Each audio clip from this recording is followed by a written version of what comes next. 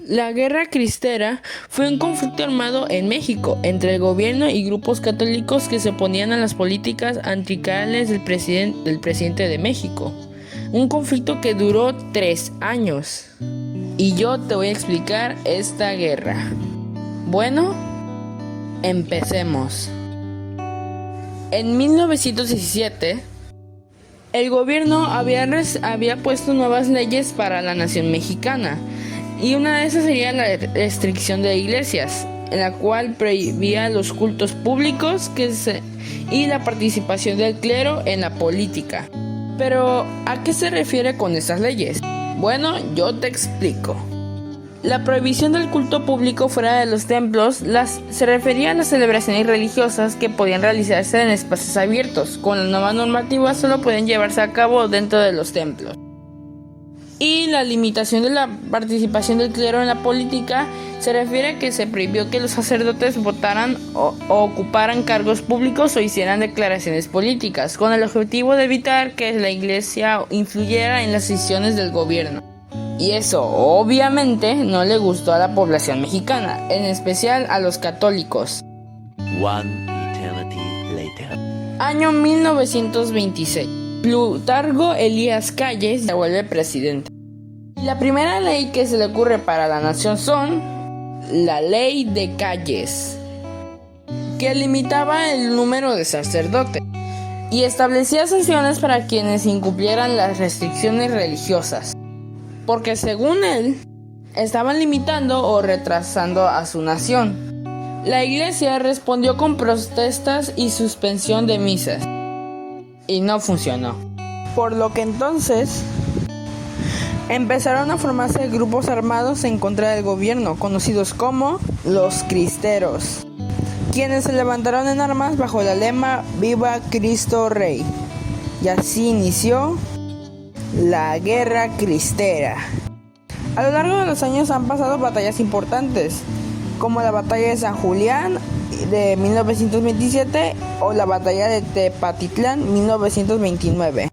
Y yo te explicaré cada una de esas batallas. Bueno, empecemos con la primera batalla. La batalla de San Julián 1927. San Julián fue uno de los primeros pueblos en levantarse en armas contra las políticas anticlericales del gobierno, liderado por Miguel Hernández. Estaba conformado por varios escuadrones de combatientes cristeros.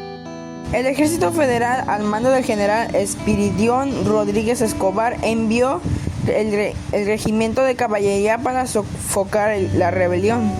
En esta batalla se enfrentaron 400 cristeros contra 900 soldados federales. A pesar de la inferioridad numérica, los cristeros rechazaron el primer ataque federal.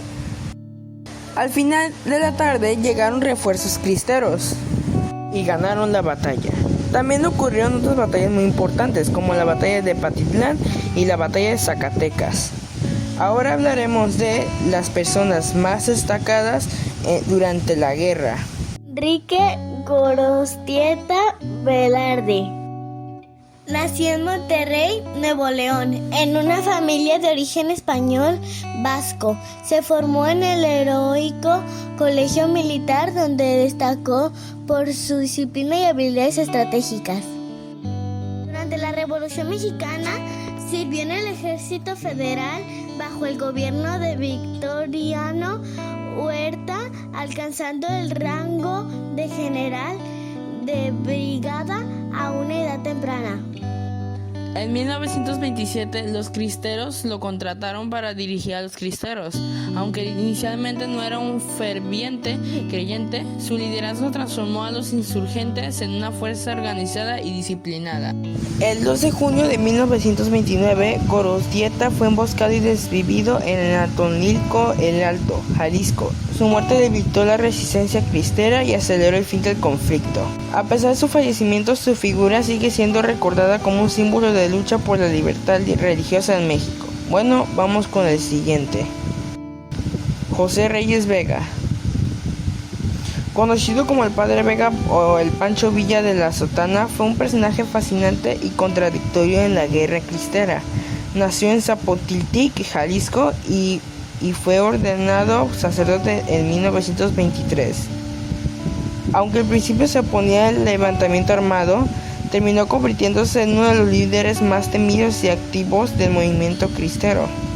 Murió el 19 de abril de 1929 en Tepatitlán de Morelos, Jalisco, por una herida de bala. Su muerte marcó el declive de su facción dentro del movimiento cristero.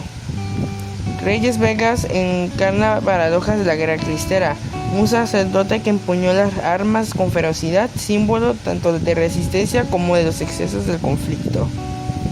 Bueno, ya que hablamos de las dos personas más destacadas, hablemos sobre cómo terminó la guerra.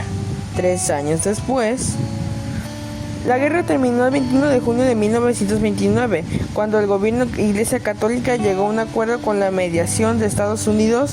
Se permitió la reanudación del culto religioso, aunque las restricciones no desaparecieron por completo.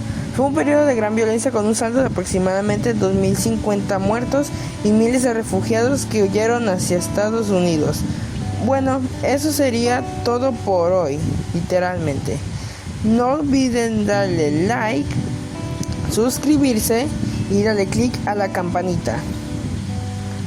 Nos vemos en el próximo video. Bye.